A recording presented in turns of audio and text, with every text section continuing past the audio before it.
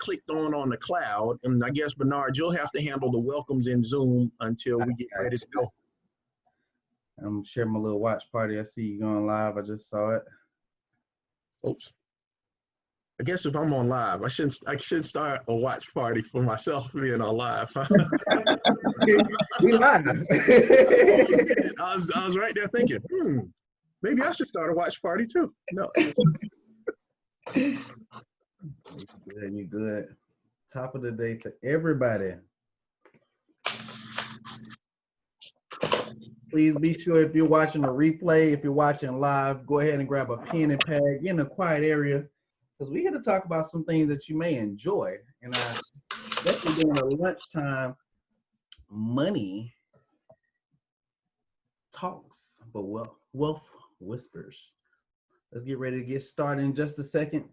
If you are tuning in live on the Zoom, tell us where you're calling from, who actually invited you on. If you're on the Facebook Live, write down in the chat box below where you're reporting live from, who invited you to call. We're definitely glad to have you here. Got some rock stars on the live with us today, and enjoy and get ready for this lunch. And if you're feeling special, tell us what you're having for lunch today.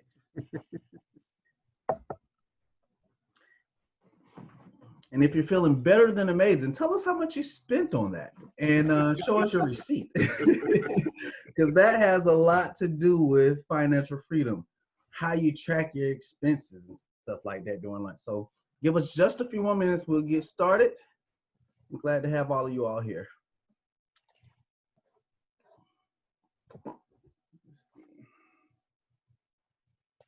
All right, and we can jump in. I'm ready when you are. Cool, cool, cool. Well, America the Great, Facebook, Instagram Live, Zoom, and all surrounding people watching in.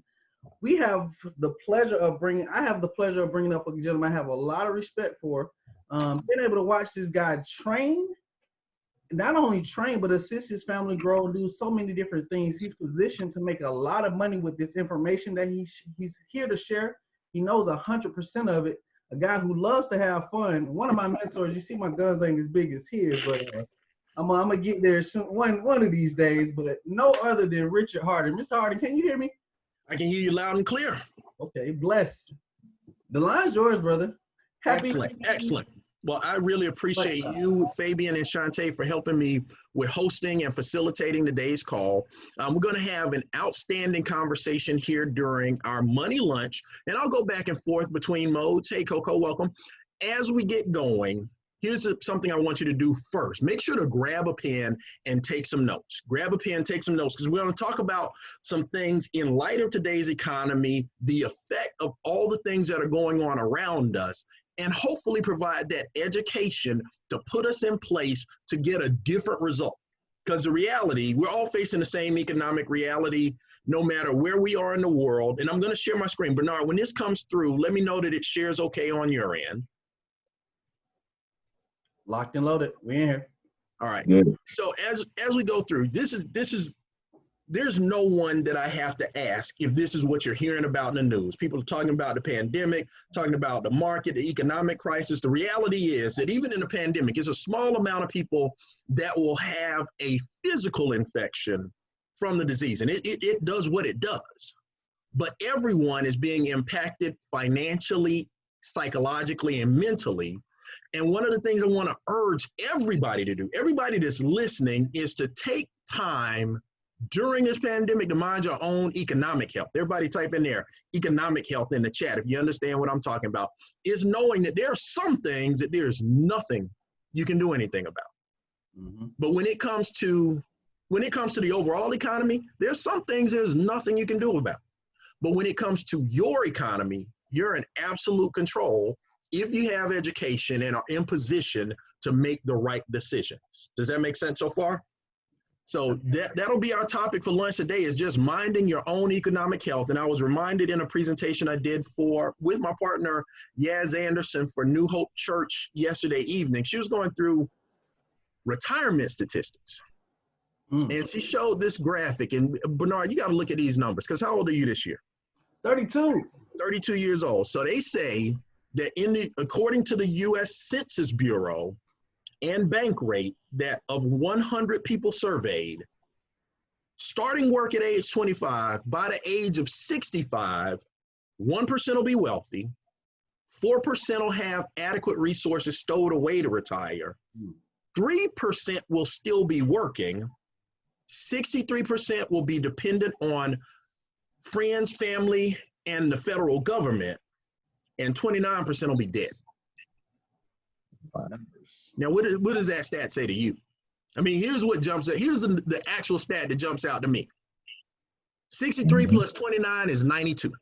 92% of people operating the way that we've been taught to operate will be dead or dead broke by the end of the struggle that they've gone through in all their working years. Does that make sense? And here's my reality. Let me come out of the slideshow for a minute and talk about me, where I come from. That was my background. That was what I was trained to do. I'm from Atlanta, Georgia, and I was taught to go to school, get good grades, so you go to college, get a good job with benefits, and live happily ever after. And unfortunately, the time that plan was written for was after I entered the workplace, because it turns out job loyalty, jobs that people stay in for years and retire with a gold watch and a pension, those didn't exist for me when I got into the workplace. So I found myself having to re-educate for a different system and a different reality because I was frustrated doing the things they said to do.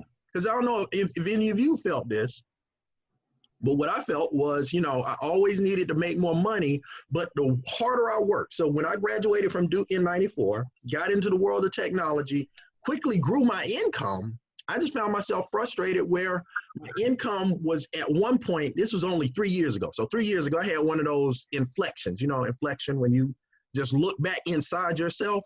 I realized I was making the highest amount of income that I'd ever made and was still frustrated because I felt like I was broke. I mean, we weren't starving, but it definitely wasn't what I was expecting. And what I found was I had to make some changes in the approach that I was taking to shift my income. And once I understood these principles, they helped change first my mindset. So for those of you that are listening, want to understand what's going to happen, we're going to go through a shift. The first shift is mentally just realizing there's some corrections we have to make. If we want to get different results, we got to do some different things. Right. Second shift will be in our activities. If we actually want to build real generational wealth, we have to do different things with our time and our money. And the third shift will be the actual physical manifestation. You'll be in a place where by shifting your mind and your activity, you'll have money at work for you instead of being at work for money. And that's the goal for everyone. Does that make sense? That's the big goal, Rich. So as we jump back in, let's think about this, because here's the other part of reality that happened, is that we got to a place as an economy where we were all going to be responsible for our own retirement.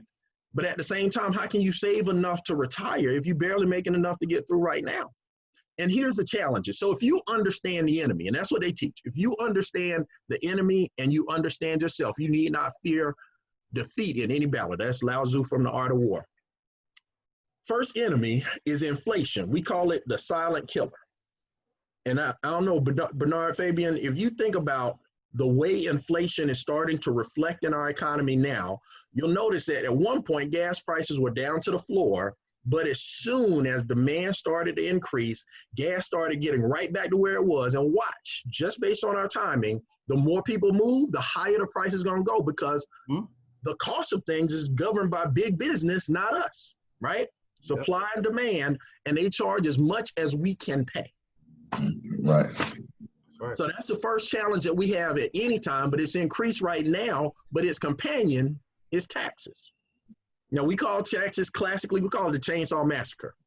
If you think about how taxes come through and cut up a check, right? You think, you remember your first job, right? Just that realization of, okay, I have to admit, I'm older. So minimum wage used to be like $4 an hour. I couldn't imagine.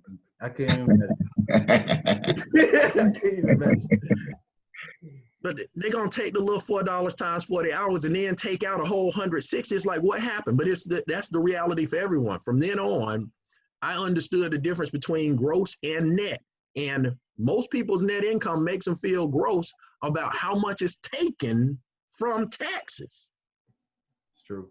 And then you think about it, the tax man gets paid first, and then every dollar you spend for anything of value after that also gets taxed. In DeKalb County, we have a 7% sales tax. You got ad valorem tax, you got state tax, and taxes were already high.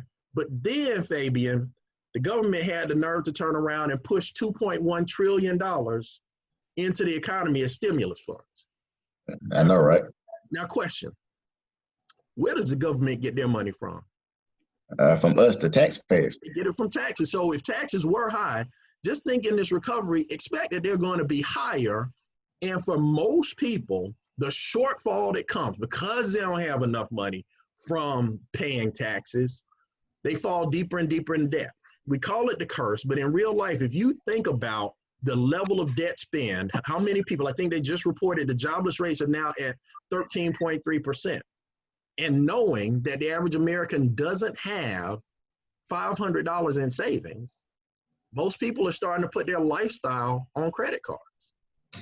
Right. And even if they didn't, we're sold debt at such a massive rate that the second 2/3 of most people's income, it goes out the debt column as interest anyway. Mortgage, car note, student loans, credit cards. Can you feel it? Yep.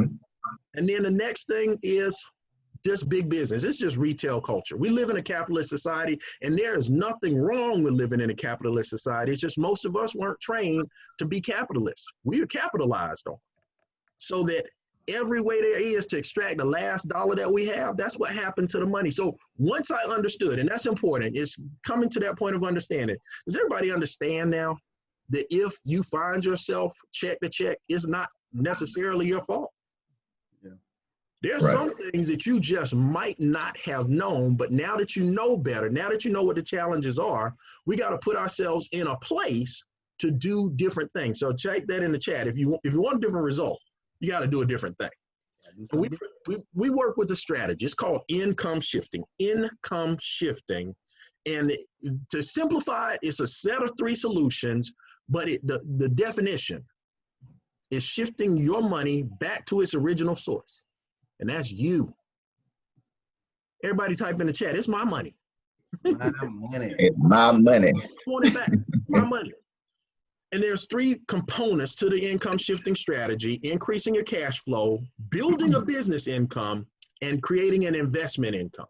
Now, it's important that we talk about why each of these 3 solutions is important, because they attack a different portion of the challenges that we're facing. If you think about increasing cash flow, one of the main things that we have to overcome as working individuals is the heavy tax penalty of being a laborer.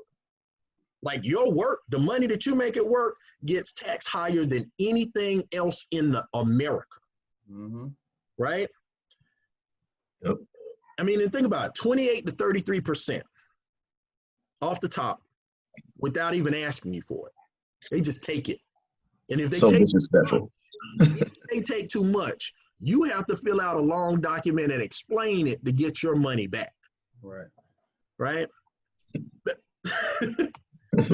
here's the rest of what we do to start to increase your cash flow. We're going to minimize your taxes, minimize expenses, minimize debt, and increase your credit score. And specifically today, I'm going to focus on understanding why it's so important to increase your credit score and minimize your debt so that you have access to money so that you can invest.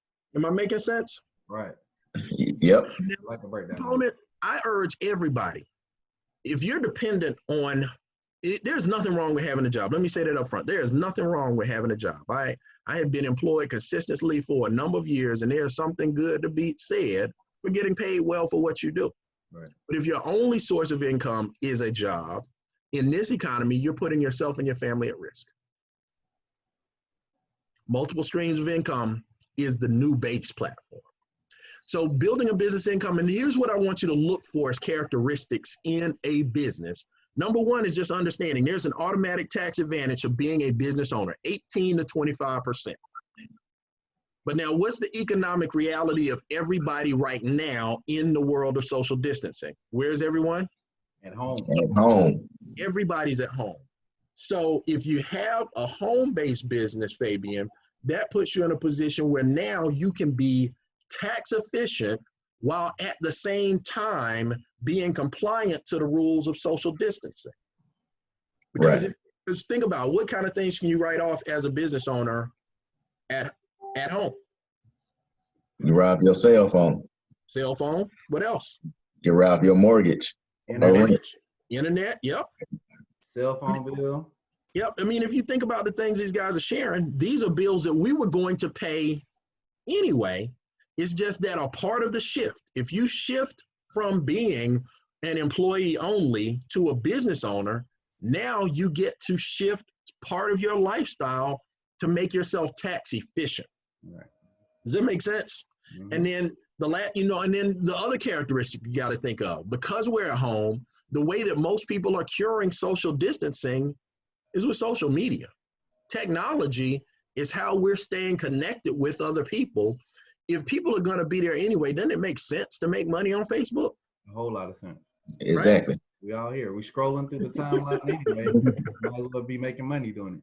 Might as well. And then the last part is just getting to the place where we build investment income. Because if you notice the percentages, income is taxed at, investment income is taxed at less than 15%. Like 15% is the short-term capital gains tax. But capital gains is what it's called when money's making money. When you've invested in real assets like real estate, and especially when you invest in yourself, is the highest gain that we can get. But here's what we got to address is that most people don't know how to get from where they are to where they want to be in terms of these quadrants. Making sense so far? Sir. So let's talk about this for a second, because oops, I meant to stop screen sharing. There we go. Because here's one of the things that I found about money, and my money in particular, was even though I was well educated traditionally, I was lacking in financial education, meaning I went through all the grades of school system in Atlanta Public Schools in Fulton County, Georgia, went off to Duke University, got dual degrees in engineering. And in all of those classes, I had no courses in financial literacy, in tax strategy, in investing for growth. Those things, did they have those things where you're from, Fabian? Now remind me, where's home for you? Warner Robins. Warner Robins, Georgia. Did they have it for you? No, they didn't. Bernard? Mhm. I mean, and it goes with the numbers, right? If 92% of the people, by definition of success, are failing at the end of life, it's a fundamental breakdown in the system of education of what we're taught. And in order to do different things, we got to learn different things. Making sense? Yep. So let's talk about it. So let's jump back in right here. So one of the places that I found some beginning financial education was with Robert Kiyosaki, Rich Dad, Poor Dad. The GOAT. And then his second book, Cash Flow. I mean, he really did help He's the GOAT. the mindset, greatest of greatest of all time, right? And with one of the things that really stuck out to me was the need for everyone to shift their thinking about what quadrant they're in. Because here's what's true. For my grandparents' generation, not my parents, my grandparents' generation, that was the last generation that was guaranteed a retirement, right? Baby boomers, it's not the same. Because here's what happens in today's economy. Even if you're an employee and you have a job, you are responsible for your retirement. So everybody at some level has to be an investor where they go to work, making money work for them, so that when they get to the point that they no longer can work or want to work, that money can replace them at work. So in our conversation, we're going to walk through this process of starting out, even if you're an employee, having a job, how you can quickly become self-employed, build out a business system so that it goes just beyond you working, and have the results of that system generate more income so that you can have investments and money at work for you. And the fundamental thing in financial literacy is just this document right here. Everybody seen a financial statement? Yes. Now, I want to adjust and modulate my speed to make sure I'm going at the speed that people consume. But one thing that I had to shift was understanding that I am a business. As a matter of fact, type that in your notes, write that in your notes, type that in the chat. I am a business. You are the CEO of YOU, and you have to look at your financial picture like a business. Top part is what they call an income statement. It just says what kind of money comes in, and expenses are the money that goes out. Simple definition. Mm-hmm. And then assets and liabilities. This is where cash flow is measured. If anybody ever talks about your cash flow statement, let me show you what it is. It's the flow of cash through your life. Assets are things that put cash in your pocket. Mm-hmm. And liabilities are things that take cash out of your pocket. So if you think about Right. things that are common expenses that all of us have, what are some of those that you think about, Bernard? You said income? Expenses. Food? Food, big one. What else, Fabian? Well, matter of fact, I'll cheat so that we get speed. Number one expense is price taxes. Number two is interest. Right. It's Right. you pay for things that you bought before you could afford them. Then food and transportation, right? Mm-hmm. And it's other things, but any place that money goes out. Now, liabilities, your home, where you live, your car, student loans, credit cards. I know some people will kind of turn their head sideways when they say, but the bank told me my house was my biggest asset. No. Well, I looked at the numbers. My house is my bank's biggest asset. It guarantees them that I'll pay 3 times as much for this house over time as its actual value. Right. Right. Right. Now, at the same time, when we think about assets, what kind of things are assets? It's things that put money in our pocket. So business is one.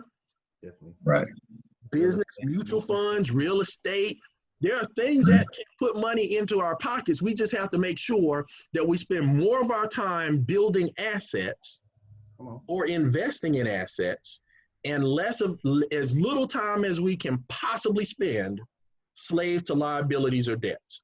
Because here's the cash flow patterns. We'll talk about these and talk about how to change which pattern you're living in. But they say that what they say, oops, come out, let me say. I'm gonna tell you the truth here for a few minutes. But there's 2 things they say about the truth. They say the truth will set you free. But first it'll piss you off. True. True. So as we think about what's true economically for us, here are the 3 strata that Robert Kiyosaki put together in Rich Dad. He said that poor people, they get the money that comes from their jobs, and almost all of it goes out the expense column as rent, bills, food, childcare, etc. In the middle is what he defines as the middle class, where the money that comes in from their job goes first to paying for the things they borrow. So goes to the mortgage, the car note, the student loans, the credit cards, and all of that interest still goes out the door as expenses. And then on the far right end, the wealthy, they may or may not have a job. Their assets take care of their lifestyle. They have businesses, real estate, investments that generate income so that they can live forward. As a matter of fact, their income keeps going even when they don't work. Right. Right. And that's the goal. So, I mean, well, at least for me, you got to decide for you where you want to be, but that's where I want to be. Now, what's stopping us right now? Well, one thing that I found, and I want to share it, I'll break it down. Let's see what kind of time we've got. The banker's secret. Banker's secret. Everybody ready? Banker's secret is that they make more money off your money than you do. That's so true. That's why the biggest bank always has the biggest building in whatever town you're in, and they didn't build the bank with their money. They built it with your money. So let's talk about the banker's secret. Now, Fabian, if you, Shantae, and Bernard can help me with these examples, we'll talk through the banker's secret and how to apply it for both sides, because it works for or against you. Albert Einstein, y'all know Albert Einstein by name, right? Yeah, I've heard that guy. He said that interest is the most powerful force known to man. Those who understand it, earn it, and those who don't will pay it. Right. So you just got to decide, and once you know the rule, what you want to do about putting the rule to work for you. And the rule is called the rule of 72. So if you're taking notes, jot down the rule of 72. Now, what does the rule of 72 say? Well, what the rule of 72 says is that if you take the number 72 and you divide it by the interest rate, it lets you know how long it takes your money to double. How many of you would like to double your money? I mean, how many would love to double your money? I love to. Well, interest is what lets you do it, whether it's the interest that you pay or the interest that you are paid for your investments. Now, for each of you, I'm going to give you 3 gifts. Number 1, I'm giving you a new birthday. You're 29 years old. Hey. Oh, snap. 29 again. Life. Turn up, you get it back. Life. Second thing you get is $10,000 Hey, I'll take it. cash. Now, the one rule about this $10,000 is you can't spend it until you're 65 years old. But how many of you would love to have 10? Well, you're 29. I don't know if I can trust you like that. I'm trying to set you up for the future. So you got $10,000. You ready? All right. Now we're gonna give each of you a different interest rate. Now, who's first? Ladies first. Okay, Shantae. All right, so we're gonna give you $10,000 at an interest rate of 4%. Okay. 4%. So if we do the math, 72 divided by 12.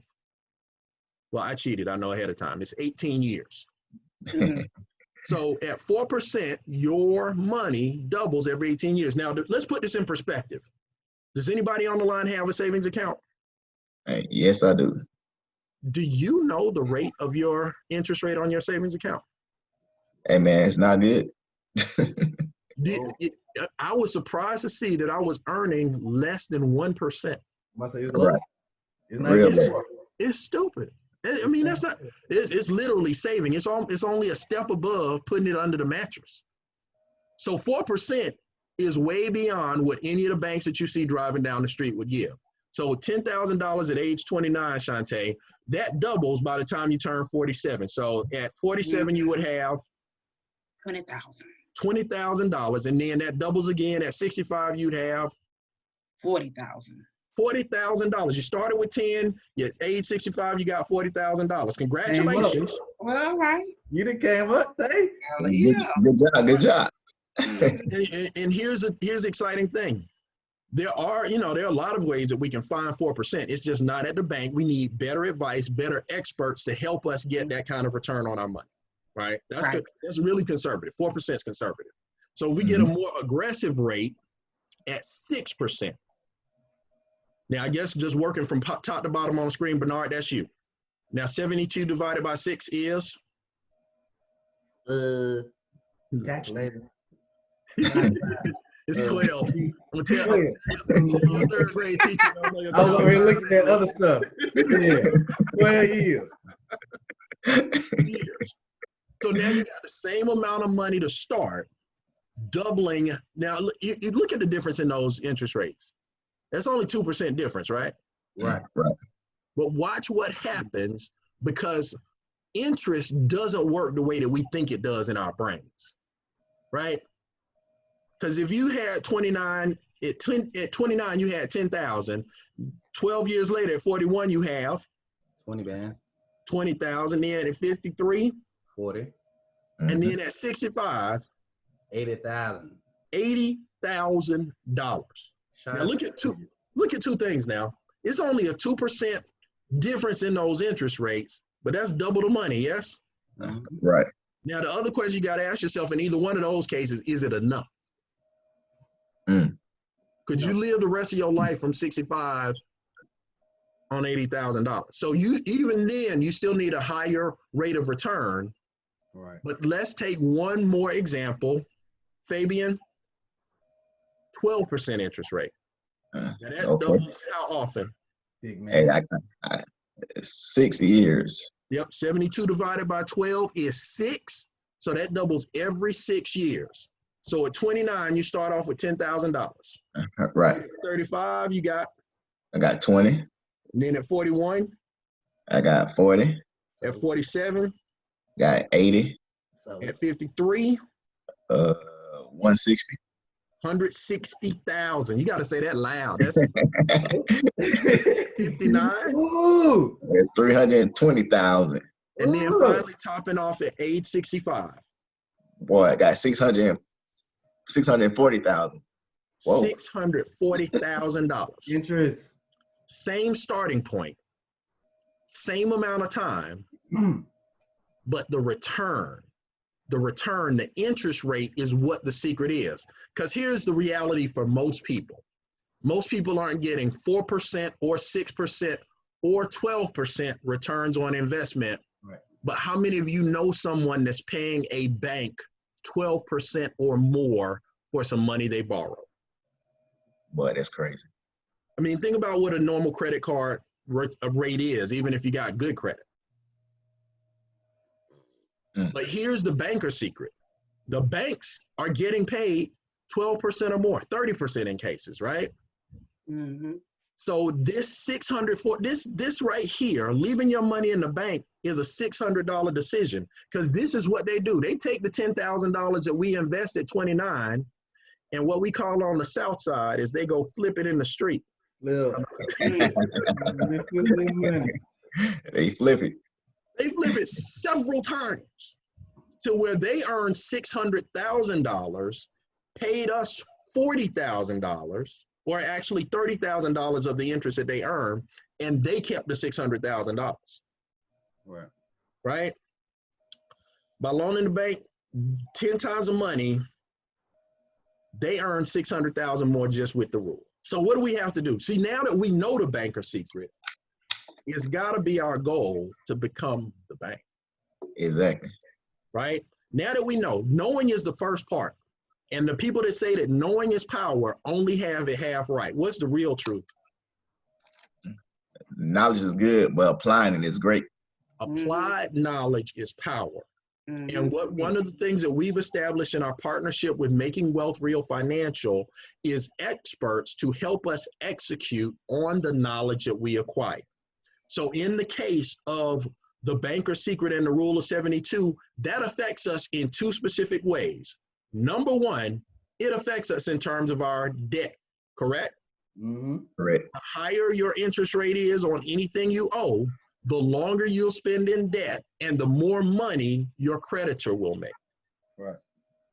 At the same time, based on our returns, what wealth vehicles we have available to us, you can't get the results that you need by trying to figure it out yourself. If you were an investor that was able to get Right. 8, 12, 15, 20%, you'd already be doing it.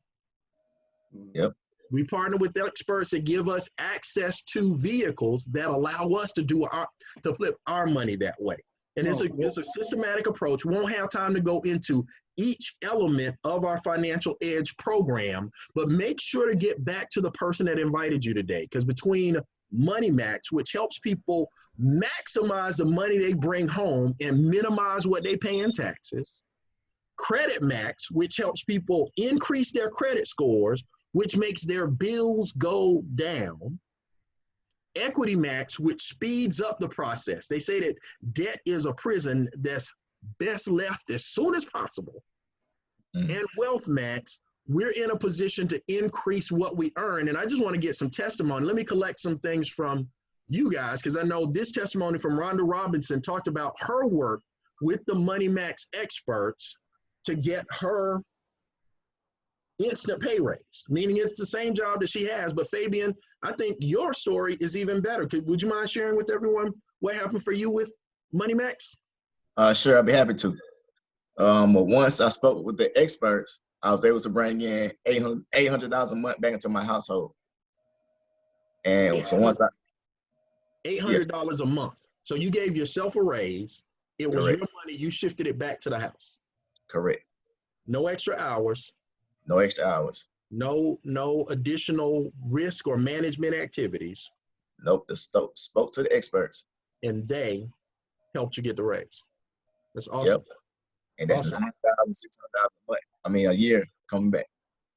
And that's just one of literally thousands of examples of getting some more control of your cash flow, letting less go out the expense column so you can do better things with it. Does that make sense? Yep. Now, at the same time, we also have Credit Max and Equity Max. Now,